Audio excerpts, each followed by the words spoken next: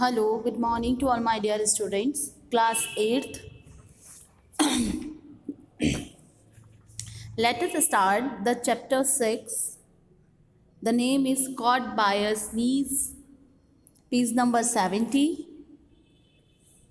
Let us see what is the story inside the chapter Caught by a Sneeze.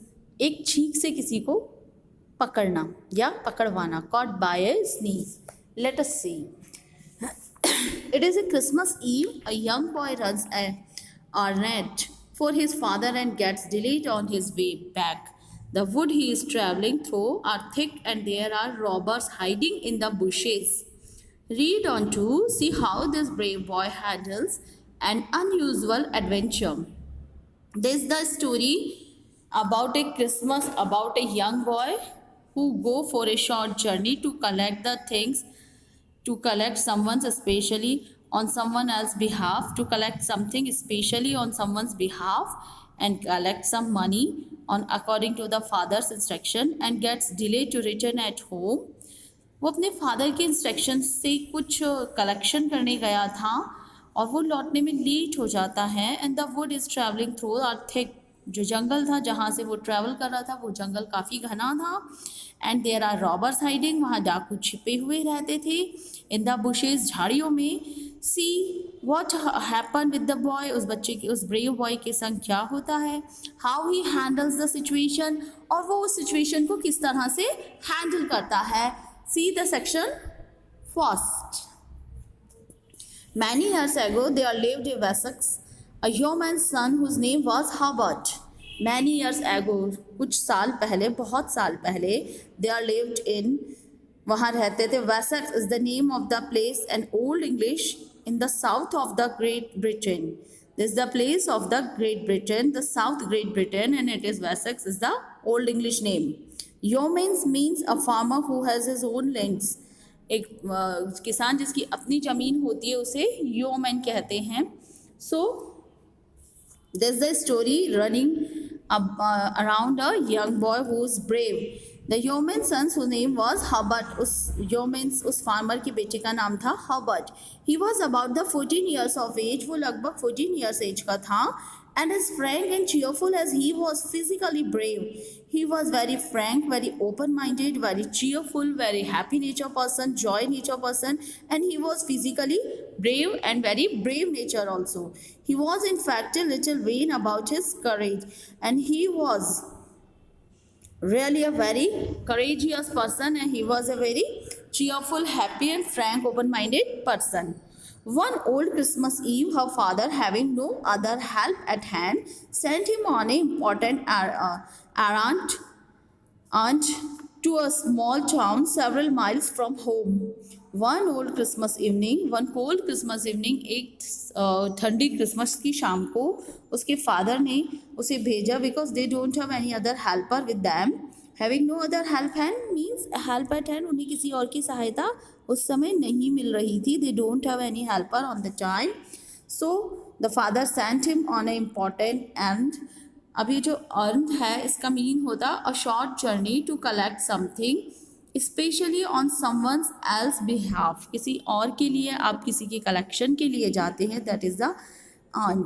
To a small town several miles from home. And that was several miles distance from the home, this town, to a small town, एक छोटे से town में. that was really far from the home, जो कि वाकई में घर से दूर था. he traveled on horseback and the business kept him till late in the evening. Generally he travelled on horseback. उस समय जनरली घोड़े के ऊपर बैठ के जाया जाता था, घोड़े की बैक पर. And the business kept him till late in the evening. और जनरली बिजनेस में लेट हो जाया करते थे till late in the evening. और शाम को देर तक वो लौटते थे. At last however it was completed. और देखो आखिरकार उसने किस तरह से ये कंप्लीट किया. See he saddled his horse. Saddles यानी राइटिंग यानी कि a seat fasten on the back of the horse. That is the saddled his horse and started on his way. He saddled his horse. उसने अपनी घोड़ी पे काठी लगाई. Means जो राइडिंग के वक्त जो लगाया जाता है बैठने का सीट. और seat fastened on the back of the horse. And started on his way and उन्होंने अपनी जर्नी बच्चे ने 14 years old boy ने अपनी जर्नी शुरू की. His journey homeward by through the vale of the Blackmore. उसकी जर्नी थी होमवर्ड से होकर through the vale of Blackmore. Blackmore is a very wide valley, a fertile but somewhat lonely district. It's a very wide valley. ये बहुत बड़ी घाटी थी.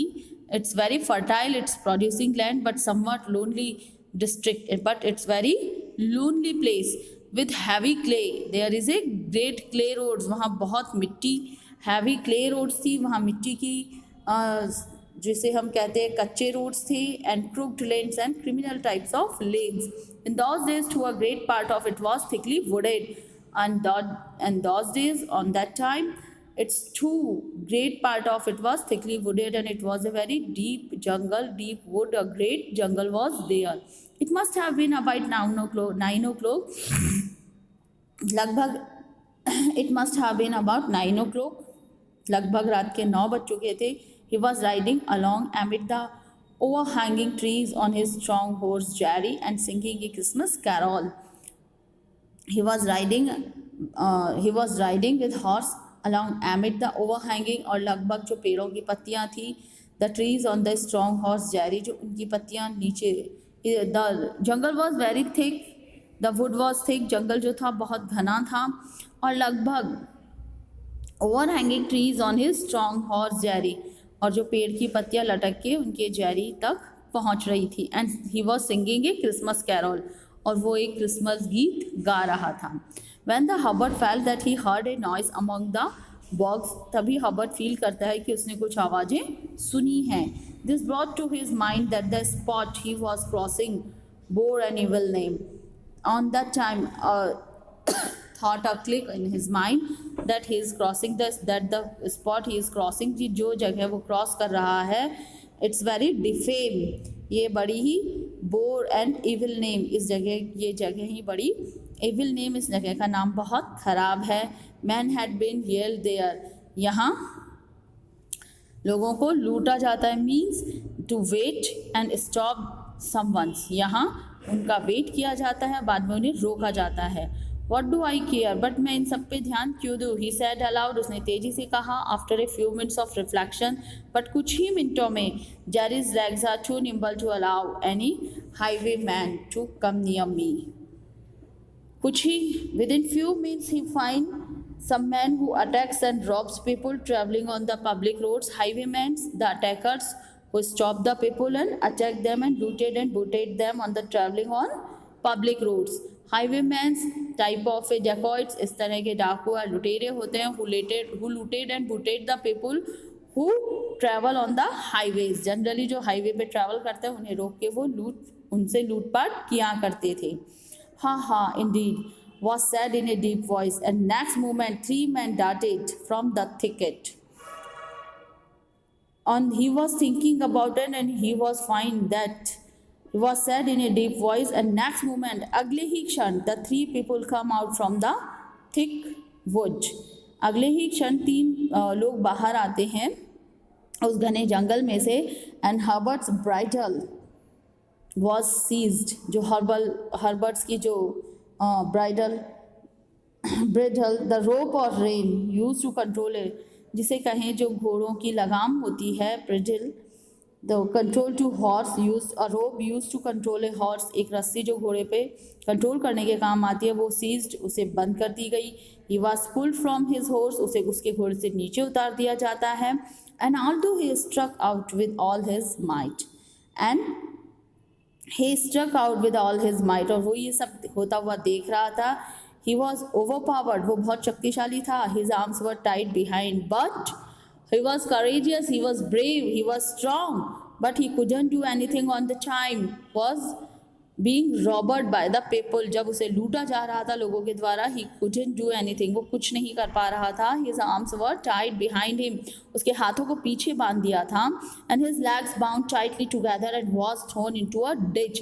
his arms and legs were very tightly bound with a rope, उसके हाथ और पैरों को एक रोप से बहुत तेजी से बांध दिया गया था. and also throw into a ditch, और उसे एक खाई में डाल दिया गया.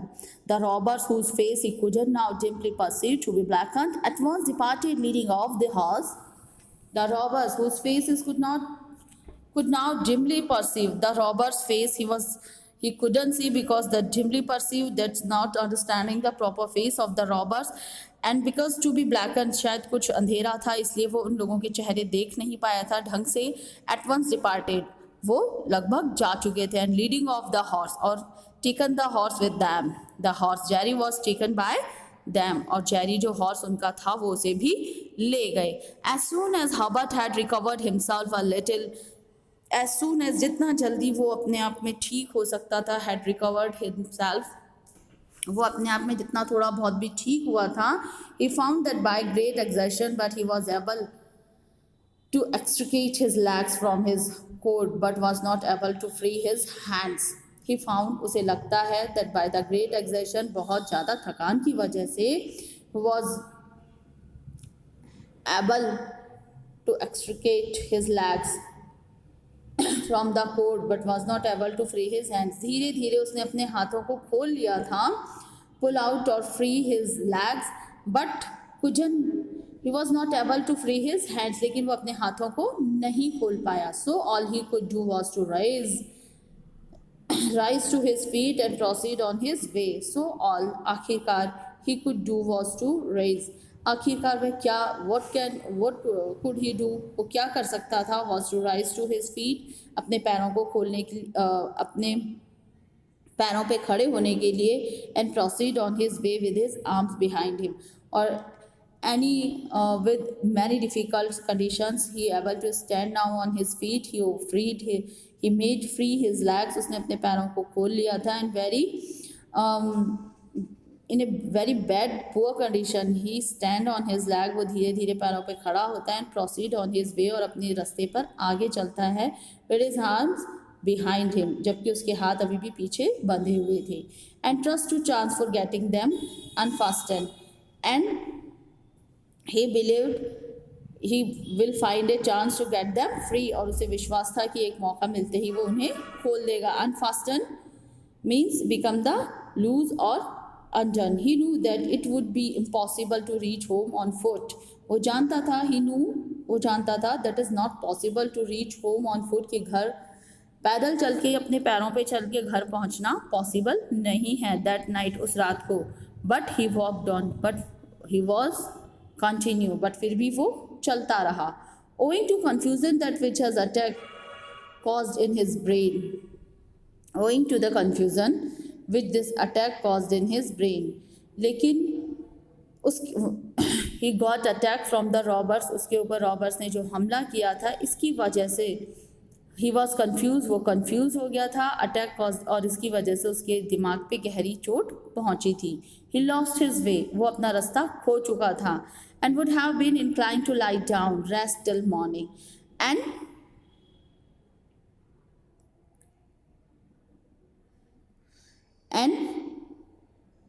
he lost his way and would have been inclined to lie down, rest till morning among the dead leaves, had he not know the danger of sleeping without wrappers in frost so severe. Owing to the confusion he lost his way, that the reason on the brain stroke, उसके brain पे जो चोट लगी थी, brain attack जो हुआ था उसकी वजह से he lost his way, वो अपना रास्ता खो चुका था. and would have been inclined to lie down, and he had to lie down there, उसे वो वहीं लेटा रहा, पड़ा रहा. रेस्ट पूरी रात, रेस्ट टिल मॉर्निंग लगभग सुबह तक. अमॉन्ग द डेड लीव्स, उन सूखी पत्तियों पर, dead leaves. had he know the danger of the sleeping without wrappers in the frost so severe, और वो he didn't know about the danger, खतरों के बारे में, कि बिना कुछ ढके हुए warm covers of clothes and openly he was sleeping on the dead leaves in the frosty night, बर्फीली खतरनाक ठंडी रात में वो उस खड्डे में बिना कुछ कवर्ड किए पूरी रात लाई डाउन लेटा रहा. And he can't do anything, और वो कुछ कर भी नहीं सकता था. एंड नाउ सो सीवियर, ये बहुत खतरनाक हो सकती थी. So he wandered further onwards, his heart aching for the loss of poor. वो जानता था कि ये बहुत, हैड ही नॉट नोन, क्या वो ये नहीं जानता था कि इस तरह से पूरी रात लेटे रहना उसके लिए बहुत ज़्यादा खतरनाक हो सकता था। सो ही वांडर्ड फर्दर ऑनवर्ड्स, इसीलिए वो धीरे धीरे आगे की तरफ बढ़ता रहा। वांडर्ड, बढ़ता रहा, फर्दर ऑनवर्ड्स, आगे की तरफ। His heart aching for his loss of poor Jerry, और he become very sorrow, his heart paining, aching, paining, उसके दिल में बहुत दर्द हो रहा था, दुख हो रहा था अपने डियर पुअर हॉर्स जेरी को खोने का। Loss of poor Jerry, the name of the horse, अपने घोड़े को खोने का उसे बहुत दुख था। He was not a little glad when he saw through the trees a distant light, वो बिल्कुल भी खुश नहीं हो पाया when he saw a distant light from the trees, उसे बिल्कुल भी खुशी नहीं हुई जब उसने देखा थ्रू द ट्रीज और डिस्टेंट लाइट, जब उसने पेड़ों के झुरमुट में से देखा थोड़ी दूरी पर लाइट, बट वो खुश नहीं हो पाया। He made his way towards this, और वो इसकी तरफ आगे बढ़ता रहा। And soon found himself in front of a large mention, और जल्द ही वो खुद को पाता है एक बड़े से मैंशन के सामने, भवन के सामने। With gables and towers, there was field and towers, the gables and towers, and the battlements and the chimney showing their shapes against the stars. The battlements, it's around the top of the castle. It's mentioned like a castle type of opening at regular intervals, and through which arrows or guns could be fired. This mentioned type of building and chimney was showing their shapes against the stars. और उसकी chimney बता रही थी, chimney showing their shapes, उसकी chimney के shapes बता रहे थे अगेंस्ट द स्टार्स, उसकी चिमनी में से छत के तारे नज़र आ रहे थे। And it will open some regular intervals, ये कभी कभी खुल जाया करता था। This the section is complete, remaining section 2 will see in next class. Thank you, have a nice day.